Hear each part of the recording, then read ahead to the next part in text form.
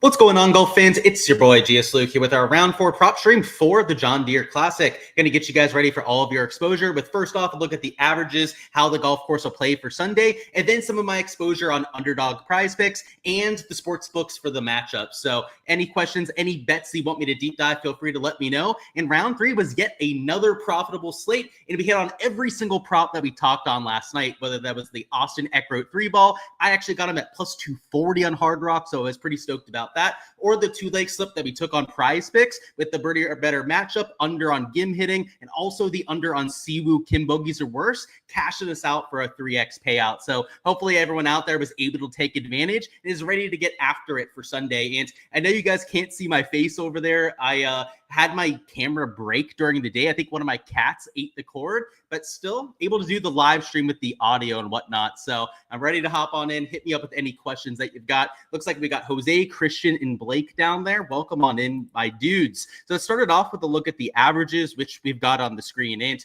this course played exactly like we thought it would. I thought it would play between -1 to -1.5, and we got a -1.11 scoring average. So that helped out with a lot of the leans that we took. Birdie average dropped maybe a little bit more than I thought, but the bogey average stayed almost exactly the same. So the one category that probably could have been a little bit easier would have been those birdies or better, but overall feel pretty good about how we read that golf course. Fairway average dropped a little bit as well to about 8.9 per round, and the green average didn't change much between rounds 2 and 3, but with the harder conditions, it was made up for with the field strength being stronger, which was also something that we were calling for. So overall, feel pretty happy about the process, and with conditions changing quite a bit though, these are not going to be accurate for tomorrow. And the main reason for that is all the rain the course is getting right now. Not only are they getting a thunderstorm as we speak, but they're also going to get a thunderstorm overnight and into the early morning. That's going to drop over an inch of rain on this golf course. And I think there's going to be lift clean in place tomorrow.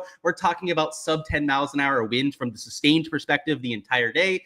Wind gusts not getting over 13 miles an hour. So overall, I expect this course to be the easiest as it has been this entire event. In fact, could be a -2 to -3 scoring average. So going to be pretty drastically different than the last few days where it was windy and it was firm and fast. It's almost a complete 180. It should be soft tomorrow and also going to be extremely calm for the first half of the day. So though we don't have pin locations, I'm going to refresh it just in case they've posted them. So yeah, no pin locations quite yet. Even without those pin locations, I'm comfortable saying that the birdie average will be at least like 4.75 per round. Bogey average might even go down to like 2 per round. And I think there's upside to this to even play close to like -3 and or even easier than a -3 scoring average. Now, the Sunday pin locations are going to be what they likely use to combat that a bit. If we get the harder pin locations, it probably is closer to that -2.5 mark, but we'll have to see what the tour decides to go with. So, speaking of, there's a lot of positive stance plays I've mixed in, but these boards, especially like with some of like the shitty players, they have everyone at 68.5. And with the par 71 setup, that is a -2.5 projection, which I think is far too positive of a stance for a lot of these players. So for example, if we scroll down the board here a little bit, you'll see like a Taylor Montgomery is at 68.5. And earlier I was able to snipe a Siwoo Kim at 68.5 strokes himself. Now that has bumped on prize picks, but I believe on Underdog that hasn't bumped yet. So though I played it on prize picks myself, we could always go to the other site and try and mix something in. And speaking of Taylor Montgomery, why the hell is he at 68.5 strokes? Even if it is a -2.5 scoring average, that feels a little bit too positive. So if you wanted to use Montgomery as, the other side of this play and perhaps juice it up to like 3.24x, that's something that I did with a few of my different slips. But if you wanted to go with positive stance plays across the board, this Denny McCarthy prop also already bumped down 0.5 on prize picks too. So you can see that was another one of the unders that I've already mixed in. The idea here, by the way, is if the scoring average is -2.5, 68.5 strokes, yeah, I'll take elite tier players like Siwoo, Denny McCarthy, who are in the top 5 of the betting odds heading into the week to gain strokes to the field. Like that's an absolute no-brainer to me. But on the flip side, right, if you're looking at like a Taylor Montgomery right here, how is he at the same projection as elite tier players? And it's not just like Siwoo, Denny that you could take for unders, but like Davis Thompson is at 68.5 himself, and he hasn't bumped yet. So he's at that same number. He actually has a multiplier on the Underdog side. So the better side to take him right now would be on prize picks. I do not agree with the pricing that we have right here. So the two slips we're going to take are going to be pretty straightforward. I've already answered them, and I already love the exposure that I have in at this point. And it's a lot more than just these 4 props. I have 8 props in already, and that's just going to be counting at this point. And on the Patreon page, I'll have every single slip that I'm getting to posted over there. And they're bumping quickly because I don't know if the sports books know what the hell they're doing, because you take a look at this forecast, soft golf course, maybe even lift clean in place.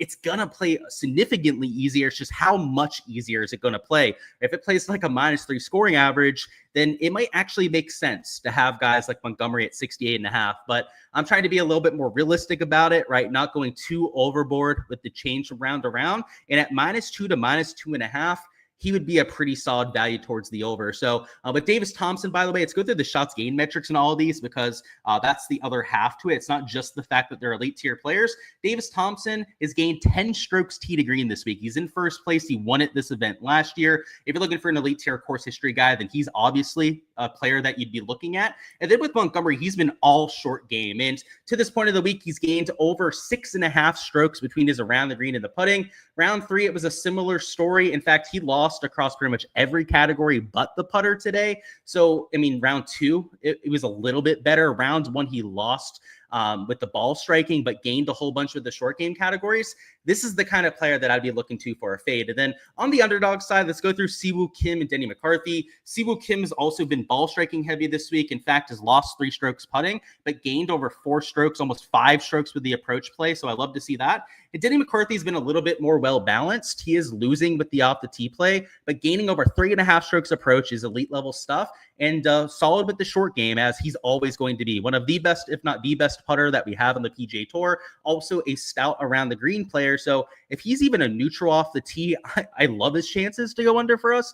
And if he gains strokes off the tee, which historically Denny's a much better off the tee player than what he's done so far this week, then he could be absolutely cooking. And if you take a look at his course history around here, he's got a top 25 all the last 3 seasons at this event. So elite tier course history, fits this golf course to a T. And yeah, this live stream probably not going to be that long unless you guys have a whole bunch of questions, because I know where I'm going. I feel really, really good about the exposure that I have in already. And I think they're no-brainers. I don't even think you have to talk about it that much. Like, I just think this board is drastically mispriced. Yeah, I guess that's my 2 cents on that side. So let's see, any specific questions to go through. It says, lovely day again. Thanks, bro. Of course, Sava. He said, can I deep dive Goddard up and let me know if he's still got a chance to win? So yeah, starting at T10, he could for sure win, because at a birdie fest like this, it could be lift clean to place, a shootout tomorrow afternoon.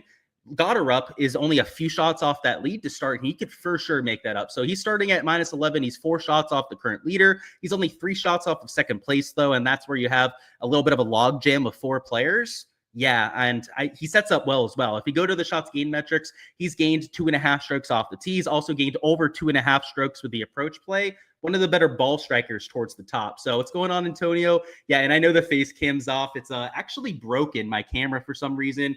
My cats were eating at the wire, and I think it got to its wit's end. So unfortunately, not going to be able to see my beautiful face on the live stream, but we'll make do. And you have some questions about my membership? Yeah, you can let me know, Christian. Just fire away if you have those. But we're going to go on to the matchup side of things. Like I said before, Patreon page is where you can find all my slips for tomorrow. But let's go through some matchup stuff. And the first matchup I was eyeing is this Kevin Yu versus Taylor Moore matchup, who Kevin Yu hasn't even had the best week so far, but let's compare these 2 players over the last 24 rounds. So we're not even going to look at just this event. We're going to take a look at the last few months, maybe month and a half with these 2 players, and you're going to see drastically different form between them. So if we bring up this sort of sample size, by the way, Kevin Yu playing in stronger fields, he's getting into signature events. He even played a few majors, I believe, this year. Taylor Moore has been lucky to get into any really big tier events. You can see, though, the shots gained total favors Kevin Yu. Shots gained off the tee and approach also favor Kevin Yu. And even the short game stats around the green does favor Taylor Moore, but Kevin Yu's been a better putter over that stretch. And at this golf course, Kevin Yu almost won last year. He nearly shot 59. I think it was either Saturday or Sunday last year when he went batshit nuclear. But for him to only be -135 against Taylor Moore is, in my opinion, a severe misprice. A lot of the other matchups that I think are better priced, like that kind of should show the kind of discrepancy that you see here, would be ones where it's like minus 200, like minus 195 for Eric Cole here. Like Nick Dunlap, he's not a complete pushover. I know he doesn't have the best form heading in, but Kevin Yu's the clearly better player, in my opinion, should be getting a lot more juice than he is. So I have to see what we get on Hard Rock Bet before I decide on whether I'm going to bet this. But if I'm getting at least that minus 135, maybe minus 130, minus 125 odds to take Kevin Yu, then you're definitely going to see me mixing that in as well. And I was going through the matchup board earlier, and I actually didn't see a lot that I liked, which kind of stinks. There were a few leans that we'll go through that I guess I'll spitball if you guys want to consider them. But like Austin Eckroat, it was to my understanding, and I was wrong about this, that he had better form than Seamus Power heading in. So if we go back to check this, and you'll see I was wrong about that assumption. If he had better form, I would have gone with it because Eckroat's been the better ball striker this week. But over their last 24 rounds, and this is surprising to me, I guess it's because some of the blow-up rounds that Eckroat has had, he's only winning with the approach play. Every other category, I guess the putter, he's ever so slightly beating him 1/100th of a stroke per round in that category. But the rest of it favors Seamus Power. So maybe that's why he's the minus 120 there. But at least my gut instinct was to check that one out because I thought that Eckroat should have been the actual favorite there, but it's minus 105 odds, right? So it's not like he's being disrespected. You're not even into the plus money on him. So that's why I didn't bet it. But I kept going through the board a little bit more. Fishburne, I showed you, I guess I didn't talk about him before, but he's not a player that's been playing well. He's lost strokes in 7 of his last 8 events. I don't think that he should be minus 200 versus anyone, let alone Philip Knowles, who almost won at the Rocket Mortgage. He was at least in contention through the first like 60 holes. So like that could be another one to eye up. I didn't really add it to the shopping cart though, because we'll have to see what Hard Rock Bet gives. If I can get like plus 160, plus 165 there, then it'll be a little bit more of a consideration. I was also looking at Sam Stevens versus Ricky Fowler, which is mostly because Sam Stevens has quote unquote better form than Ricky, which I think the stats would back that up. So let's put in Fowler there, then let's put in Sam Stevens just to confirm whether our bias is correct here or not. So 1 second while Bet the Number does its thing and thinks. So Ricky Fowler, slightly better score-wise, but shots gained-wise, which is a lot more important. Sam Stevens does slightly lead the way, but the approach play goes towards Ricky Fowler. The putter also goes towards Ricky. So this was a little bit too much of a toss-up for me to want to bet it myself. Like, you know, I was assuming, at least before I went through the shots gained metrics here, that Sam Stevens was going to be significantly favored with that form. But just like the Eckroat one, I guess my preconceived notion there wasn't necessarily correct. Now, do I think that's a terrible bet at minus 120? No, right? Just like the other few that we've gone through, but maybe not good enough to add to the card. And we're almost towards the very top here at this point. A lot of these ones just really weren't standing out. Maybe Snedeker. Snedeker's had a pretty good ball striking week, but it's, you know, Brandt Snedeker and his old age. So you got to take that with a little bit of a grain of salt. I was also looking at the Zach Johnson at plus 110 versus Hisatune.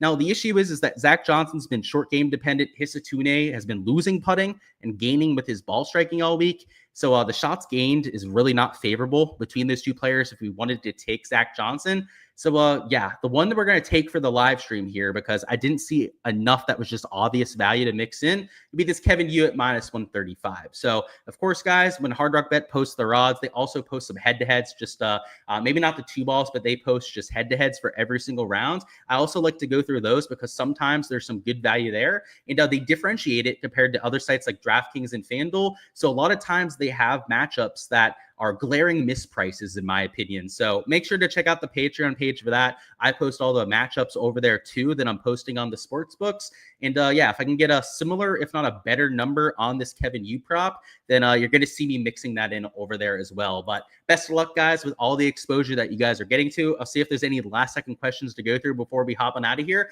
But smash that like button if you guys haven't already. Also subscribe to the channel so you guys don't miss any of the content to come. We'll have a new mic coming in tomorrow, so it'll be back on regular schedule for next week's event. But we're overseas for the next few weeks. It's Genesis and then the Open Championship. So some big time events to come. And I was looking at the field strength this week coming up, and it's looking like it's going to be one of the strongest fields that we get the entire year. So I'm thoroughly looking forward to it. Scottish Golf, Links Golf is a fantastic watch, and we get some primetime overnight golf too. Sleep schedule might be a little bit junked up, but that's all right when it's all said and done. So thank you guys again for showing all the love on the channel as you guys do. And let's see, any last second questions to go through.